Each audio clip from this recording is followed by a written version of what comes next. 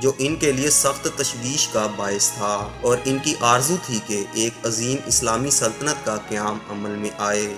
चुनाचा Ertugrul के सबसे छोटे बेटे गाजी उस्मान अव्वल ने इनका ये ख्वाब पूरा किया और एक अजीम शान सल्तनत उस्मानिया की बुनियाद रखी।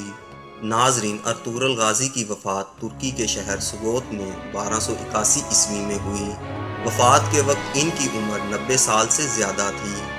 वो तुर्की के शहर सुगोत में मदफन हैं। नाजरीन, अर्तुगरुल गाजी ने वफ़ात से पहले काई कबीले की सरदारी अपने बेटे उस्मान अव्वल के सुपुर्द कर दी थी।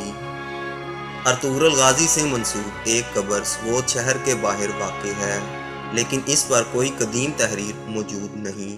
मकबरे पर मौजूद तहरीर की तारीख सुल्तान अब्दुल हमीद सानी के साबका मकबरे की बहाली अमल के वक्त की है, जो 1886 ईस्वी से 1887 ईस्वी की है।